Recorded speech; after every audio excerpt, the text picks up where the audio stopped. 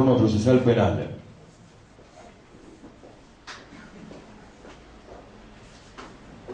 Segunda presente en representación de la Facultad de Derecho de la Universidad Nacional de Catamarca, el vicedecano de la Unidad Académica, doctor Carlos Viale, en representación de la Escuela de Capacitación, doctor César Marcelo Soria y la doctora María Milagro Vega, el procurador de la Corte de Justicia, doctor Enrique Ligedal, el profesor doctor Ramón Porfirio Acuña, magistrados, funcionarios, abogados, docentes, alumnos, señoras y señores. A continuación, para dar la bienvenida a este seminario y apertura al mismo, vamos a escuchar las palabras del vicedecano de la Facultad de Derecho, doctor Carlos Viale. Buenas tardes.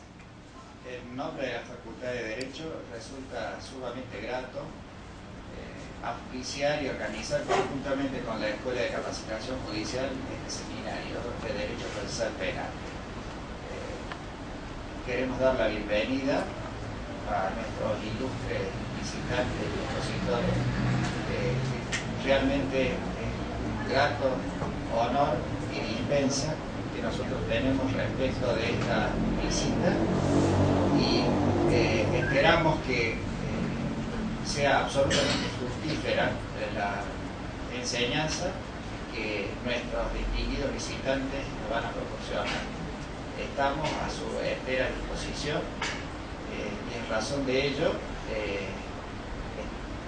abrimos este seminario. Muchísimas gracias y nuevamente damos la bienvenida a nuestros ilustres visitantes. Gracias. Escuchábamos entonces las palabras del vicedecano de la Facultad de Derecho, doctor Carlos Viale. Y de esta manera damos apertura a este seminario intensivo, la reforma procesal penal. Para ello, la primera disertación, conferencia, es el proceso de la reforma procesal penal, etapa actual y logros alcanzados. Quien va a hacer la representación correspondiente para ello, invitamos a la doctora María del Milagro Vega, quien es fiscal general del Ministerio Público de la provincia de Catamarca, a presentar a la profesora doctora Ángela Ledesma. Buenas tardes. Bueno, vamos a ver el currículum, que es bastante extenso y tenemos poco tiempo, pero debo confesarles que me resulta difícil abstraerme en estas circunstancias de una actitud personal, subjetiva como todas, pero como dicen los testigos, no obstante ello, severas y dichas. La doctora Ángela Ledesma, que hoy tenemos el honor que nos visite, es una militante del debido proceso penal. Su compromiso no se limita a la actividad cotidiana que le exige el cargo y actual presidenta de la Cámara de Casación Penal de la Nación, sino que se expande a compartir sus conocimientos en forma generosa a través de estas capacitaciones, a través de sus libros, a través de sus artículos que nos ayudan a reflexionar día a día acerca de nuestro trabajo. Es importante destacar también que es una de las principales protagonistas de las reformas procesales penales de las distintas provincias del país y sobre todo del norte. Bueno, doctora, insisto una vez más, es un privilegio tenerla con nosotros, que disfrute y que la disfruten. Muchas gracias.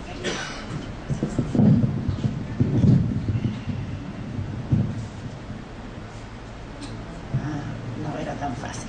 Buenas tardes a todos, y ahora se dice y a todas, a ver si las jóvenes se ofenden.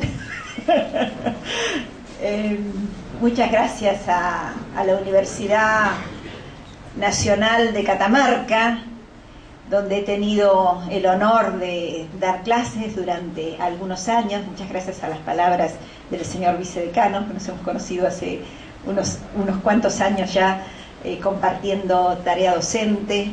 Muchas gracias al Centro de Capacitación Judicial, al gran esfuerzo del profesor Ramón Porfirio Acuña para organizar esto, para traernos, para lograr coordinar nuestras agendas, que desde el año pasado que andamos dando vueltas y no podíamos concretarlo.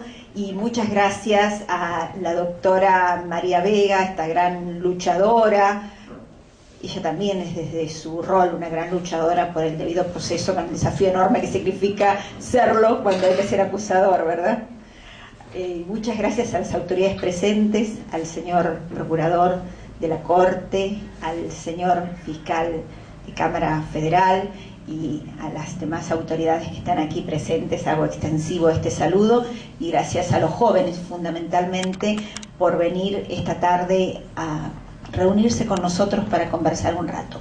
Seguramente no voy a decir nada que ustedes no sepan, esto es nada más que recrear un poco qué es lo que ha venido pasando en la República Argentina con el proceso penal, en qué lugar estamos, para ver desde ese lugar también dónde está Catamarca y qué es lo que está haciendo Catamarca, que está viviendo una segunda etapa de la reforma dentro de este movimiento que se ha generado a partir del restablecimiento de la democracia.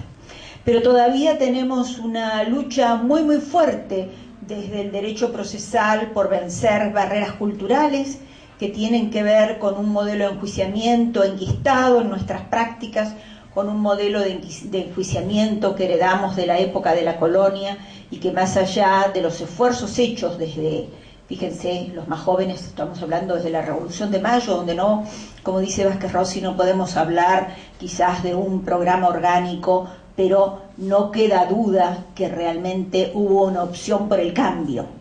Y ese hecho simbólico que estudiábamos desde el colegio primario, de la quema de los instrumentos de tortura en la asamblea del año 13, creo que nos deja muy en claro que la opción era por un modelo de enjuiciamiento distinto, por una forma diferente de averiguar la verdad.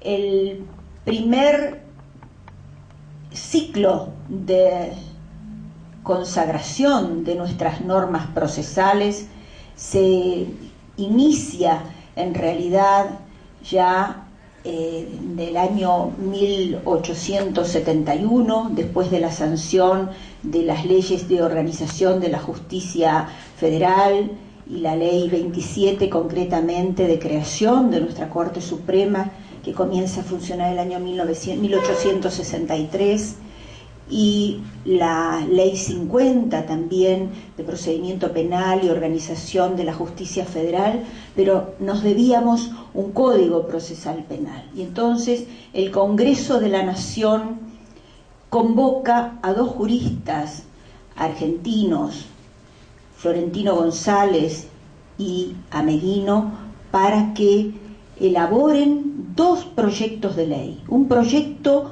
de código procesal penal, que en ese momento se llamaba de negocios criminales, y una ley de juicio por jurados.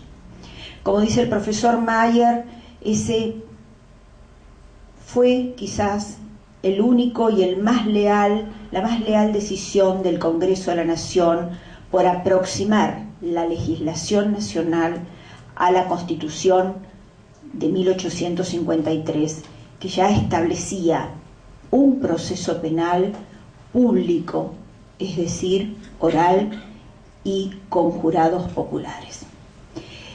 Estos dos grandes juristas tomaron como modelo los códigos de Luisiana y de Nueva York para elaborar los proyectos.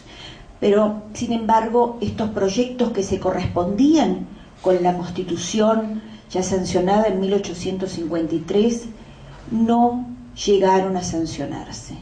Y unos 10 años después se les encarga a Coni y a Obarrio la redacción de un código procesal penal, de una ley de enjuiciamiento criminal, pero ya no se encarga una ley de juicio por jurados.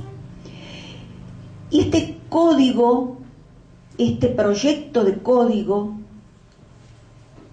que se convierte en ley en 1888, fue lo que nosotros conocimos como el Código Barrio, un código que sobrevivió a la historia y que estuvo vigente en la República Argentina hasta el año 1992. Y aunque parezca increíble, todavía hay causas que tramitan conforme las reglas de este código.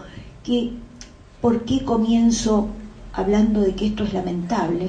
Porque este código en realidad no se corresponde con la manda constitucional, sino que este código toma como modelo la ley de enjuiciamiento española, que incluso para esa fecha ya había sido modificada.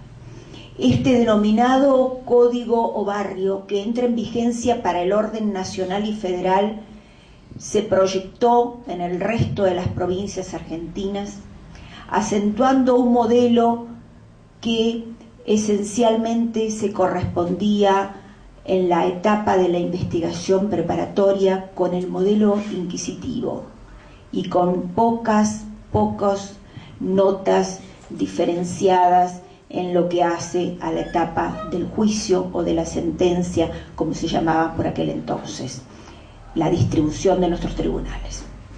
¿Y qué es lo que pasa? ¿Qué es lo que pasa? ¿Por qué se adopta este modelo y no se sigue un modelo acorde con nuestra Constitución?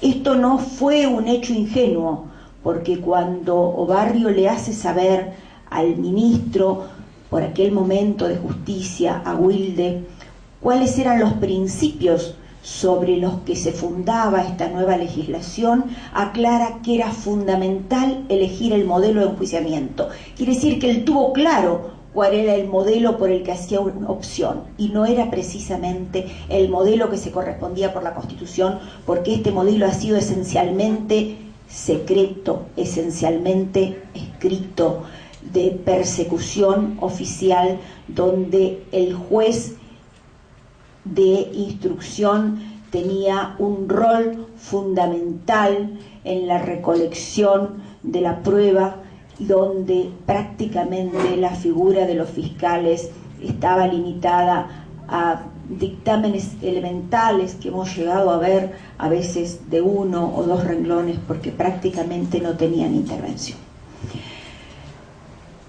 Esta herencia la hemos sufrido en el orden nacional hasta la década de los 90, pero las provincias argentinas, y especialmente a partir de lo que se denominó la Escuela de Córdoba, a fines de la década del 30, en el año 1939, se dio a luz, por impulso de Vélez Mariconde, de Clario Olmedo y de otros grandes juristas, a un código que se ajustaba, se adecuaba mucho más a la Constitución Nacional, porque preveía el juicio oral y público, aunque mantenía una investigación a cargo del juez de instrucción, con mayor reconocimiento de los derechos del imputado.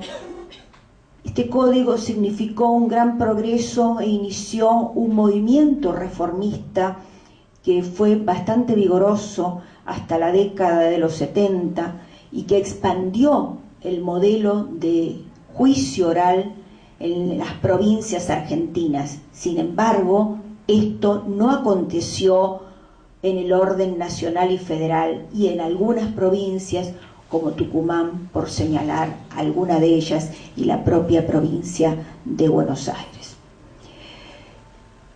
Pero con el restablecimiento de la democracia, en diciembre de 1983, se inicia en Argentina un movimiento de reforma que es aquel en el que estamos hoy inmersos, y ha significado una búsqueda y una tarea permanente por lograr adecuar nuestras normas procesales al modelo constitucional y superar esa cultura inquisitiva que quedó enquistada en nuestros tribunales desde la época de la colonia.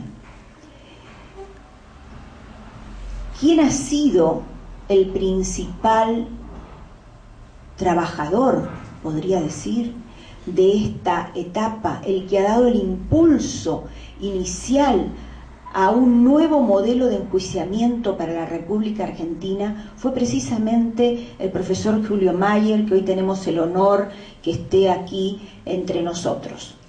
Ustedes, la mayoría son muy jóvenes y les sonará a una cosa histórica, pero nosotros tenemos muy presente el rol que cumplió el Consejo para la Consolidación de la Democracia, y fue ese consejo el que encomendó al profesor Julio Mayer, que a su vez contó con la colaboración de algunos otros profesores y de un grupo de investigadores, encomendó un proyecto de reforma al sistema de enjuiciamiento penal, que no pasó únicamente por un proyecto de Código Procesal Penal, sino de leyes orgánicas para el Ministerio Público y para los órganos jurisdiccionales.